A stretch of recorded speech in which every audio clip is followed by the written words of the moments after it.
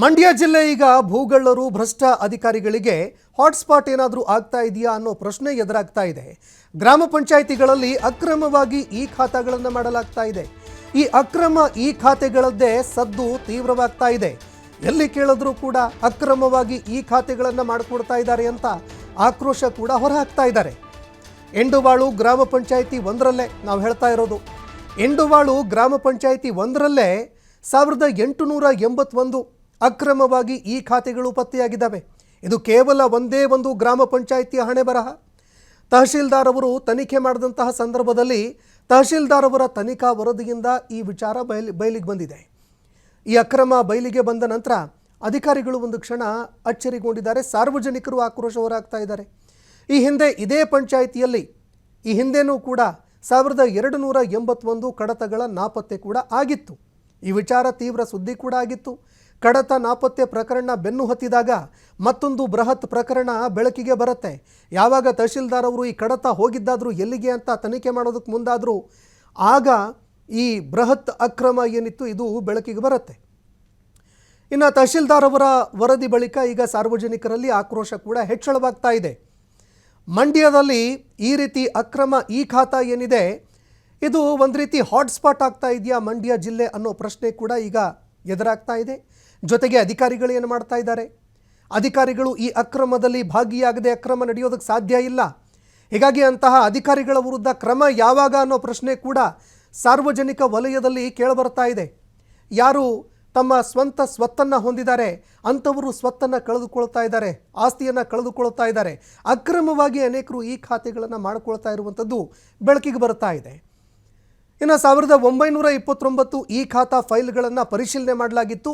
ಅದರಲ್ಲಿ 1929 ಈ ಖಾತಾ ಫೈಲ್ಗಳ ಪೈಕಿ 48 ಮಾತ್ರ ಕಾನೂನುಬದ್ಧವಾಗಿರುವಂಥದ್ದು, ಮಿಕ್ಕಿದೆಲ್ಲವೂ ಕೂಡ ಅಕ್ರಮ. ಉಳಿದಿರುವಂತಹ 1881 ಈ ಖಾತಾಗಳೇನಿದ್ದಾವೆ ಇದೆಲ್ಲವೂ ಕೂಡ ಕಾನೂನಿಗೆ ಅನುಸಾರವಾಗಿ ಇಲ್ಲ ಅನ್ನುವಂತಹ ವರದಿ ತಹಶೀಲ್ದಾರ್ ಅವರು ಪರಿಶೀಲನೆ ಮಾಡಿದಾಗ ಬೆಳಕಿಗೆ ಬರುತ್ತೆ.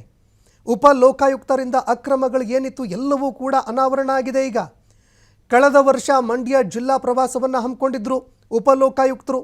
ಆ ಸಂದರ್ಭದಲ್ಲಿ ಅವರು ಕೂಡ ಇದಕ್ಕೆ ಸಂಬಂಧಪಟ್ಟಂತೆ ತನಿಖೆ ಮಾಡಿ ನೋಡಿದ್ರು. ಅಕ್ರಮ ಬೆಳಕಿಗೆ ಬಂತು. ಉಪ ಲೋಕಾಯುಕ್ತರಾಗಿರುವಂತಹ ಬಿ ವೀರಪ್ಪ ಅವರು ಪ್ರವಾಸವನ್ನು ಮಾಡಿದ್ರು. ಇದೇ ಸಂದರ್ಭದಲ್ಲಿ ಅವರು ಈ ವಿಚಾರವನ್ನು ಬಯಲಿಗೆಳೆದಿದ್ರು. ಎಂಡುವಾಳು ಗ್ರಾಮ ಪಂಚಾಯಿತಿಗೆ ದಿಢೀರನೆ ವಿಸಿಟ್ ಕೊಟ್ಟಿದ್ರು. ಅಲ್ಲಿ ಇರುವಂತಹ ಕಡತಗಳೇನಿದ್ದಾವೆ ಆಫೀಸ್ನಲ್ಲಿ ರೆಕಾರ್ಡು, ಆ ರೆಕಾರ್ಡ್ಗಳನ್ನು ಪರಿಶೀಲನೆ ಮಾಡಿದಂತಹ ಸಂದರ್ಭದಲ್ಲಿ ಅನೇಕ ದಾಖಲೆಗಳು ಏನು ಒಟ್ಟಿದಾರಲ್ಲ ದೃಶ್ಯಾವಳಿಯಲ್ಲಿ ನೀವು ನೋಡ್ತಾ ಇರುವಂಥದ್ದು, ಈ ಎಲ್ಲ ದಾಖಲೆಗಳಲ್ಲಿ ಅನೇಕ ದಾಖಲೆಗಳು ನಾಪತ್ತೆಯಾಗಿರುವಂಥದ್ದು ಬೆಳಕಿಗೆ ಬರುತ್ತೆ. ಇದಕ್ಕೆ ಸಂಬಂಧಪಟ್ಟಂತೆ ಸುಮೋಟೋ ಪ್ರಕರಣ ದಾಖಲು ಮಾಡಿದ್ರು. ತನಿಖೆ ಆಗಬೇಕು ಅಂತ ಅವರು ಸೂಚನೆ ಕೊಟ್ಟಿದ್ರು. ತನಿಖೆಯಾದಾಗ ಈ ಬೃಹತ್ ಅಕ್ರಮ ಬೆಳಕಿಗೆ ಬಂದಿದೆ. ಸಕ್ಕರೆ ನಾಡು ಅಂತಲೇ ಹೆಸರುವಾಸಿಯಾಗಿರ್ತಕ್ಕಂಥ ಮಂಡ್ಯ ಜಿಲ್ಲೆ ಇತ್ತೀಚೆಗೆ ಏನು ಭೂಗಳ್ಳರ ಹಾಟ್ಸ್ಪಾಟ್ ಆಗ್ತಿದೆಯಾ ಅನ್ನೋ ಚರ್ಚೆ ಶುರುವಾಗಿದೆ. ಯಾಕಂತೇಳಿದ್ರೆ ಇತ್ತೀಚೆಗೆ ನಾಗಮಂಗಲದಲ್ಲಿ ಸಾವಿರಾರು ಎಕರೆ ಅಕ್ರಮ ಭೂಮಿಯನ್ನು, ಸರ್ಕಾರಿ ಭೂಮಿಯನ್ನು ಅಕ್ರಮವಾಗಿ ಖಾತೆ ಮಾಡಿಕೊಟ್ಟಿರ್ತಕ್ಕಂಥ ಏನು ವರದಿ ಇದೀಗ ಬಯಲಾಗಿತ್ತು. ಅದರ ಬೆನ್ನಲ್ಲೇ ಮತ್ತೊಂದು ಪ್ರಕರಣ ಮಂಡ್ಯ ನಗರದ ಅಂಚಿನಲ್ಲೇ ಇರತಕ್ಕಂಥ ಇಂಡುವಾಳು ಗ್ರಾಮ ಪಂಚಾಯಿತಿಯಲ್ಲಿ ಬಯಲಾಗಿರ್ತಕ್ಕಂಥದ್ದು. ನಾವಿವಾಗ ಮಂಡ್ಯ ಜಿಲ್ಲೆಯ ಮಂಡ್ಯ ತಾಲೂಕಿನ ಇಂಡುವಾಳು ಗ್ರಾಮ ಪಂಚಾಯಿತಿನಲ್ಲಿದ್ದೇವೆ. ನೀವು ಇವಾಗ ದೃಶ್ಯದಲ್ಲೂ ಕೂಡ ನೋಡ್ಬೋದು. ಈ ಒಂದು ಪಂಚಾಯತಿನಲ್ಲಿ ಏನು ಸಾವಿರಾರು ಅಕ್ರಮ ಈ ಖಾತೆಗಳು ನಡೆದಿದ್ದಾವೆ ಅಂತೇಳಿ ಒಂದು ಆರೋಪ, ಗಂಭೀರವಾದಂಥ ಆರೋಪ ಕೇಳಿ ಬಂದಿರತಕ್ಕಂಥದ್ದು. ಅಂದರೆ ಇತ್ತೀಚೆಗೆ ಅಂದರೆ ಕಳೆದ ವರ್ಷ 2025ರಲ್ಲಿ ಉಪ ಲೋಕಾಯುಕ್ತರಾಗಿರ್ತಕ್ಕಂಥ ವೀರಪ್ಪ ಅವರು ಮಂಡ್ಯ ಜಿಲ್ಲೆಯಲ್ಲಿ ಪ್ರವಾಸವನ್ನು ಹಮ್ಮಿಕೊಂಡಿದ್ದರು. ಈ ಸಂದರ್ಭದಲ್ಲಿ ಇಂಡುವಾಳು ಗ್ರಾಮ ಪಂಚಾಯತಿಗೆ ಭೇಟಿಯನ್ನು ನೀಡಿ ಈ ಒಂದು ಪಂಚಾಯತಿನಲ್ಲಿ ಹಲವಾರು ಅಕ್ರಮಗಳನ್ನ ಪತ್ತೆ ಹಚ್ಚಿದ್ರು. ಅಂದರೆ ಈ ಒಂದು ಪಂಚಾಯತಿ ಒಂದರಲ್ಲೇ ಸುಮಾರು 1281 ಕಡತಗಳು ಮಾಯವಾಗಿರ್ತಕ್ಕಂಥದ್ದು, ಅಂದರೆ ನಾಪತ್ತೆ ಆಗಿರೋದ್ರ ಬಗ್ಗೆ ಒಂದು ವರದಿಯನ್ನು ತಯಾರು ಮಾಡಿದರು. ಇದಕ್ಕೆ ಸಂಬಂಧಪಟ್ಟಂತೆ ಸುಮೋಟೋ ಪ್ರಕರಣವನ್ನು ದಾಖಲು ಮಾಡಿಕೊಂಡಿದ್ದಂಥ ಉಪ ಲೋಕಾಯುಕ್ತರು ಈ ಸಂಬಂಧವಾಗಿ ಒಂದು ಜಿಲ್ಲಾ ಪಂಚಾಯಿತಿ ಸಿಇಒ ಅವರಿಗೆ ಸಮಗ್ರ ತನಿಖೆಯನ್ನು ನಡೆಸಬೇಕು ಅಂತೇಳಿ ಒಂದು ಸೂಚನೆಯನ್ನು ಕೂಡ ಕೊಟ್ಟಿದ್ದರು. ಆ ಸೂಚನೆಯ ಮೇರೆಗೆ ಜಿಲ್ಲಾ ಪಂಚಾಯಿತಿ ಸಿಇಒ ಆಗಿರ್ತಕ್ಕಂಥ ನಂದಿನಿಯವರು ತಾಲೂಕ್ ಪಂಚಾಯಿತಿ ಇಒ ಅವರ ಮುಖಾಂತರವಾಗಿ ಈ ಒಂದು ಪ್ರಕರಣದ ಸಮಗ್ರ ತನಿಖೆಯನ್ನು ನಡೆಸಬೇಕು ಅಂತೇಳಿ ಒಂದು ವರದಿಯನ್ನು ಕೂಡ ಕೊಟ್ಟಿದ್ದರು. ಆದರೆ ಏನು ಲೋಕಾಯುಕ್ತರು ಕೊಟ್ಟಂಥ ಗೈಡ್ಲೈನ್ ಅಂದರೆ ಡೆಡ್ಲೈನ್ ಏನಿತ್ತು, ಆ ಡೆಡ್ಲೈನ್ ಮೀರಿದರೂ ಕೂಡ ಆ ಸಂಬಂಧಪಟ್ಟ ಅಧಿಕಾರಿಗಳು ಯಾವುದೇ ಥರದ ಒಂದು ವರದಿಯನ್ನು ಕೊಟ್ಟಿರಲಿಲ್ಲ. ಹೀಗಾಗಿ ತಾಲೂಕ್ ಪಂಚಾಯಿತಿ ಇಒ ಅವರು ವಿರುದ್ಧವೂ ಕೂಡ ಕ್ರಮವನ್ನು ಕೈಗೊಳ್ಳಬೇಕು ಅಂತೇಳಿ ಉಪಲೋಕಾಯುಕ್ತರು ಸೂಚನೆಯನ್ನು ಕೊಟ್ಟಿದ್ದರು. ನಂತರದಲ್ಲಿ ಮತ್ತೊಮ್ಮೆ ಇದೀಗ ತಹಸೀಲ್ದಾರ್, ಮಂಡ್ಯದ ತಹಸೀಲ್ದಾರ್ ಅವರ ನೇತೃತ್ವದಲ್ಲಿ ಈ ಒಂದು ಪಂಚಾಯಿತಿಯಲ್ಲಿ ನಡೆದಿರತಕ್ಕಂಥ ಅಕ್ರಮಗಳ ಬಗ್ಗೆ ಸಮಗ್ರ ವರದಿಯನ್ನು ನೀಡಬೇಕು ಅಂತೇಳಿ ಮತ್ತೊಂದು ತನಿಖೆಗೂ ಕೂಡ ಸೂಚನೆಯನ್ನು ಕೊಟ್ಟಿದ್ದರು. ಹೀಗಾಗಿ ಮಂಡ್ಯ ತಹಸೀಲ್ದಾರ್ ಅವರು ಈ ಒಂದು ಸಮಗ್ರವಾದ ಒಂದು ತನಿಖೆಯನ್ನು ನಡೆಸಿದರು.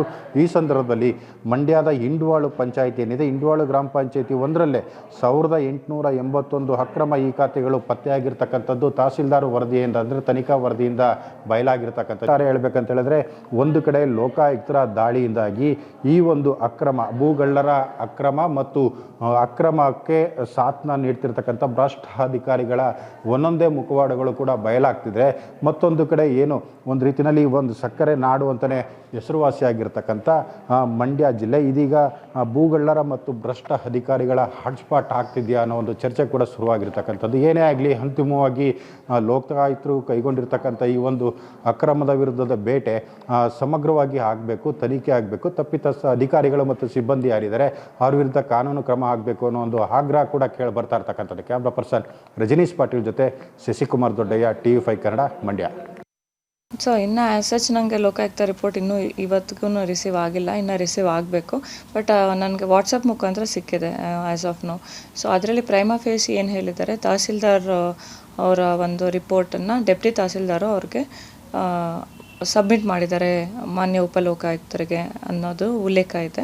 ಅದರ ಬೇಸಿಸ್ ಮೇಲೆ ಸುಮಾರು 1000ಕ್ಕೂ ಹೆಚ್ಚಿನ ಒಂದು ಈ ಸ್ವತ್ತುಗಳು ಪ್ರೊಸೀಜರಲ್ ವೈಲೇಷನ್ಸ್ ಆಗಿದೆ ಅನ್ನುವಂಥದ್ದು ಅವರ ರಿಪೋರ್ಟ್ನಲ್ಲಿ ಅವ್ರಿಗೆ ಕೊಟ್ಟಿದ್ದಾರೆ ಅಂತ ಹೇಳಿದ್ದಾರೆ. ಬಟ್ ಇನ್ನೂ ನನಗೆ ತಹಸೀಲ್ದಾರ್ ರಿಪೋರ್ಟು ಲಭ್ಯ ಆಗಿಲ್ಲ ಇದುವರೆಗೂ ಆ್ಯಸ್ ಸಚ್. ಬಟ್ ಎರಡೂ ತಹಸೀಲ್ದಾರ್ ರಿಪೋರ್ಟೂ ಮತ್ತು ನಮ್ಮ ಮಾನ್ಯ ಉಪಲೋಕಾಯುಕ್ತರ ವರದಿ ಎರಡೂ ಸಿಕ್ಕಿದ್ರೆ, ಈ ಹಿಂದೆ ಕೂಡ ನಾವು ಒಂದು ತಾಲೂಕಾ ಮಟ್ಟದ ತನಿಖಾ ತಂಡವನ್ನು ರಚಿಸಿದ್ವಿ, ಎಲ್ಲ ಅಧಿಕಾರಿಗಳನ್ನು ಒಳಗೊಂಡಂತೆ 2, 3, 4 ಪಾಯಿಂಟ್ಸ್ನ ಅವ್ರಿಗೆ ಕ್ಲಿಯರ್ ಕಟ್ಟಾಗಿ ಇನ್ಸ್ಟ್ರಕ್ಷನ್ನು ಕೊಟ್ಟಿದ್ವಿ. ಒಂದು, ಪ್ರೊಸೀಜರಲ್ ವೈಲೇಷನ್ ಎಲ್ಲಾಗಿದೆ ಅನ್ನೋವಂಥದ್ದು. Procedural violation